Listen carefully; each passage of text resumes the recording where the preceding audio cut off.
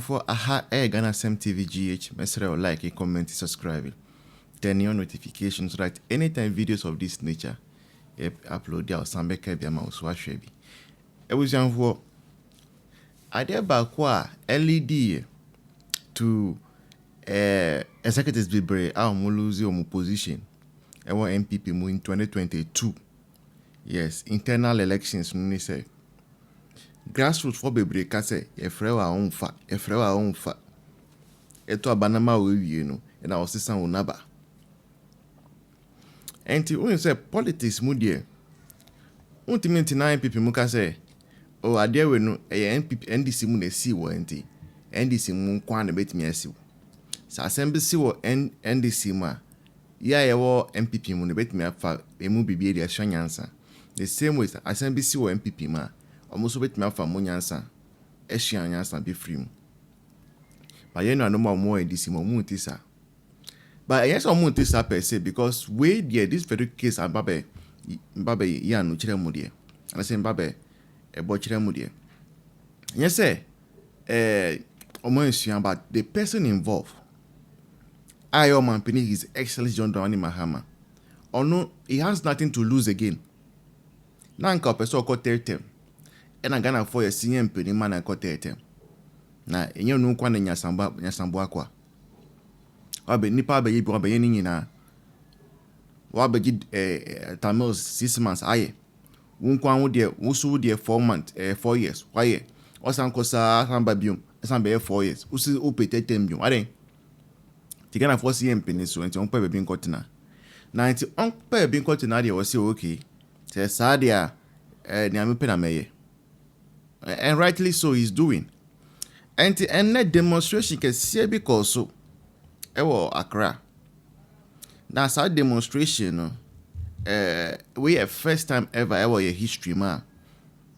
Demonstration bisa SC. And it's saying people with disabilities, graduates with disabilities. Amu demonstrate ene. Just say nkofo sebio ebi wo mo ade omani hu ande anase omani ba kupene hu ande omanso nti ase I mean all those kind of disabilities you can think of. Mati crisis say Ghana crisis say brother broken heart crack a disability. Say obi more broken heart you qualify to be part of the people with disability because won't even dream papa. Right? That's on a lighter note. But sanko funding in nine omoko demonstration. Na penny or dear other manua okohusena okasa very brilliant guy apparently no ono one master's cra he say oh yes student of Ghana School of Law and he said oh yeah he's in training to become a lawyer and I John mama ban say omu ni space man obi a onya masters I was here or in training to become a professional lawyer. Your mama timinya space. The mas queen saw more tonic in new focus here. Any hips dear. But Pastor Bema na jumu dodie. Yes, space ni ho. Yes, space ni ho. Yes, space ni ho. And to oko tini kasa o see. Ebwana John Mahama peso beye o mampeni biom no. Onu John Mahama tibi from e wo phone so. Any omu kasa. The same John Mahama to be tested on WhatsApp. Say me pamucho disabilities for you. Mbwa me na mbe yo mampeni biomla. Mbe yo mampeni bioma. 5% of all appointment. Me remember mo.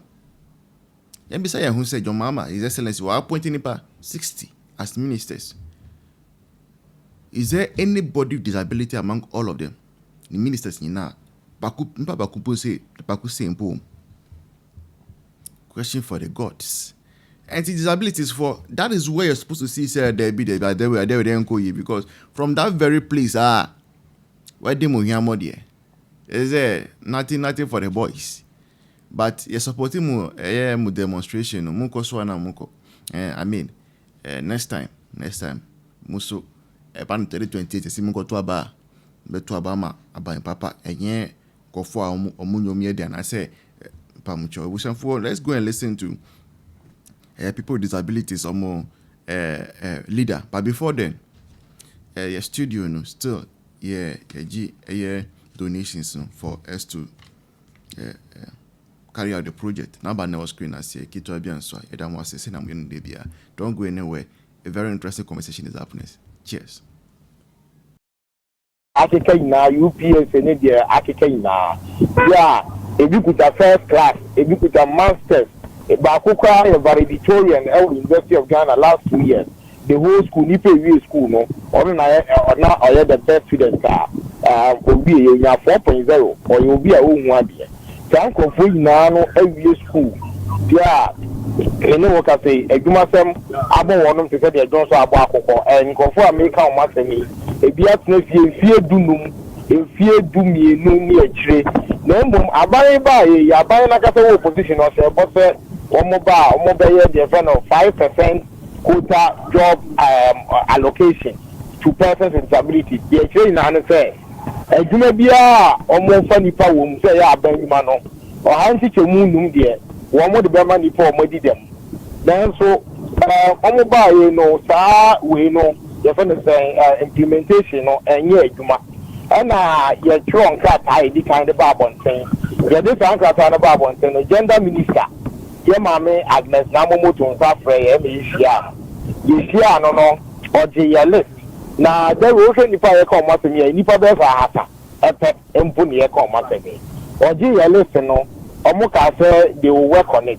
Then the class will get that bibia ekoso akwa adanko dada dey nti ye bo mode ekohia eye employment minister so no so betumi aye bibia fa ho a ono kwa de ma ye tiase se bia buru le kura da wa ye fan wada etwene da wa ye monchen o tumi nye bibia amfa ho e san se ono ma ye tiase se ono sisi a na se ye no ade kase a o ye pa labor dispute Tibia enyuma close act for youth act for ni ade se ye cost strike ene sa ankomo no eno na ono no odi hu duma nti ni ade se obetumi akase o kopa duma ede ama eye enipo omodi dem street nti ni tiatia mo ne ne tofa bom no be fa last week a press conference na press conference ni na se ye fa aka aban ti e be fre no enye so ye tire no enye pese ye anase no ni ye aim na mu nka de ye pen pa na se bia buru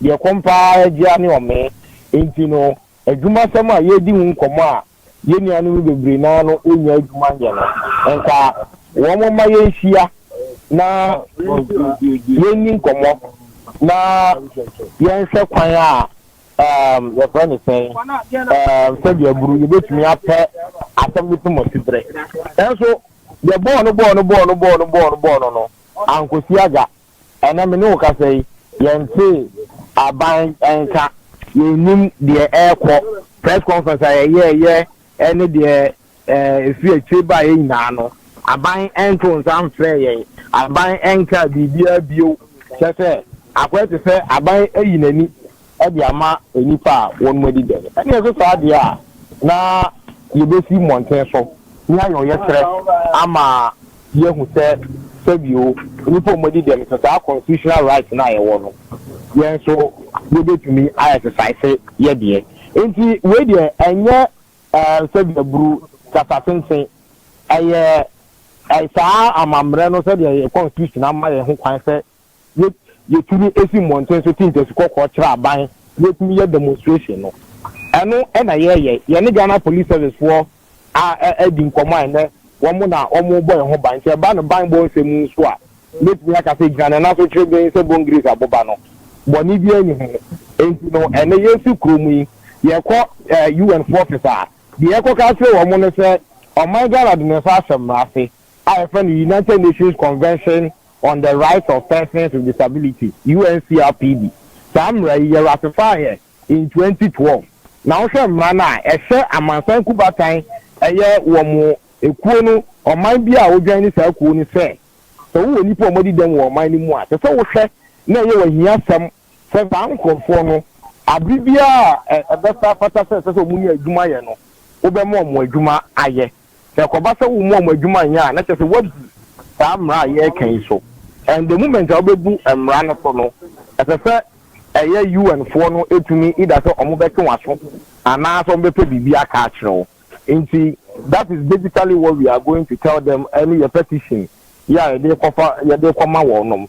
If you are the anybody who must be them, so the medical cano. Now, Kasama for the man, the Sabaja, Kingsford Babin, Abam Babin, the Nkata, Edia Command. If you are Ansana, Yasanso Ako, Office of the Minority Leader, Yera Alexander, or San Kwam National Market, and Krata Bemano. You use who the side in Krata, the majority leader, Yera Mama Yarga. You be a free, you are near Yato Santre, at the call Office of the President. Edin Krata, the Kuja or Mampeni, Asway.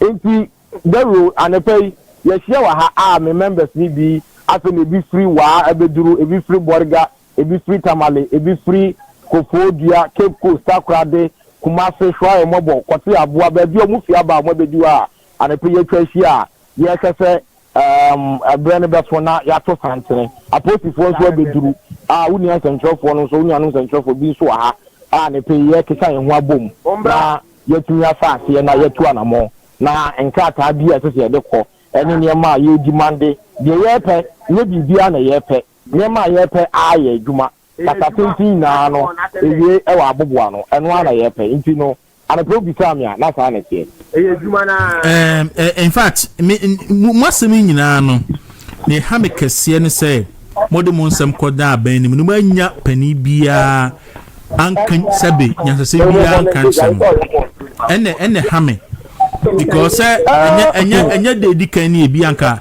ebe ka so obi aban dwuma kuo bi ana nipa kuo bi ehia amwadu aban hom but say yemfa sabio yemfa obuo kura amamo entimi kura nka bibia kyem no ene ne ha me na megiri se o mebe so ha omo eno ne asama me so abigina ha twetwe maso fi se yede yensem betu bia kane no nokremu Minister for Gender to suffering. You didn't say. I say you didn't come we ya share but or better try to be trying to be found. There will be seen the friend on fa. What I say now on reply. Everything now me no can say. You answer even the minister for finance. You are to force me MP. You didn't come to Kujano. Yes. What you say? Yes. A bano employment any gender there. What would you know what round table discussion.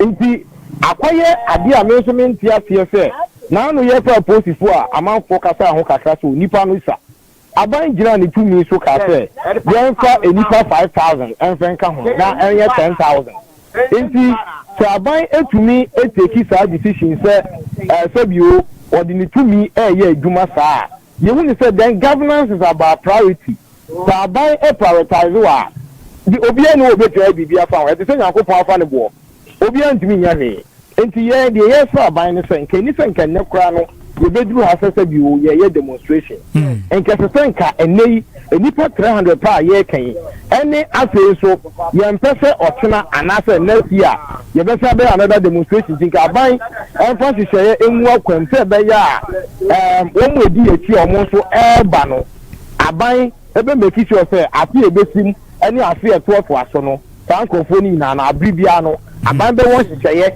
ya de be fa sankofo na egu ebi say enya say mun qualify so because me hu so be send me message Felix don't say this guy is a great communicator. Felix Gilbert Boatin jare ne ka say okita masters make us Ghana Law School and Ghana School of Law say say no Godon say Ghana School of Law Gilbert a student of Ghana School of Law and on ye ka say nti omu ye nipa oma ben eboro so kita all the qualification ya obia kita biodi adwuma and again Mampani Mahama in opposition eso ombo say oba ban mu a ofa adwuma bia na obejai emu 5% e dia mani pa se bia omadi dem na ne na fe na maba afamu from kra mumfa very sad I always say this they will say they na make no nkofo America must be good masters from Liverpool University a big masters from UK University US University and first class of women here to me kind and our learned colleagues, our friends, and share year of return, share fasudia at the bar under a aquasiajiman. Becoming tea, I would say, or the sa called the echo O2. O2 no, the echo, the Sicano Mcodio on wine bottom echo. Any year na said you say a year of return. I didn't call for Ghana. I bet spend this car or Ghana, not Ghana in this car. And it's our call the Okoyeno O2. Obi Miles. The biggest thing the government can do is to maybe help him with the visa processing, which we did for No. That's not very achievement. This man has visa. We achievement. Me no me no we can go and book O2. What is he talking about? O2, just a dome that is just like stadium. Makes me apply to host the program there. What is he talking about? What's the way achievement? Obi a wet me a year of return had then. I call all over the world. I'm telling you, me catch you, me Uber. Me to me name for Kasa, and they are planning to go to Ghana through the year of return. Oh, what say? Let's see, on what me running it down saying, yeah. No, the Obi ko to the house why yard. No, we have one man. Yeah, year of return, yeah, me know what I say. Girl be an obebuni to her. And Obi say beside so person call Ghana, and I'm a training. Milano, we didn't say, yeah, no call Ghana, no Ghana, anymore. Yeah, good. Yeah, good. What on your mouth? They say what about what pack, what can't throw my minimum in us, you know, what Ghana. You see, year of return. You A year of return. Now, don't you see the difference? Even Uncle Fred cried your car, you know. It has even come to make NDC look more useless. Milano, Adena make us a baby to me de recross no Erika Badu no money at the idea T-Pay no Ghana. Emma Ghana Nines Kaum. Utie. Yes, the other day, young Sabi Stone Boy, no money, the Omo compare Jumama Bruni or UK, Emma Naye. Emma Scanico, Emma Scanico UK. It could be my buy me a new way, 7 and give answer. When there was a gun in Kautu Abamano. The catcher was a mother moon named the Uncle Small. So part to young people with I'm or ending or cry interview or ending in term Namikuma. Eti wo say o ka sansem we ya ye wo hwe ebinum ba comment section as hwe nsem form ocho nti more na wo kan we no ka say like no bit me catch me say o ma me bunch more than magic cube kra meto ama na o be catch then we ya on fair no mu eti media de meka na me de ma no asi na me bia ba me say youth no me sre mo mo ani mre mo mpanifo no so pa no munya sa friends and then your friend is saying here then no na ha MPP and no na ADU. Madam,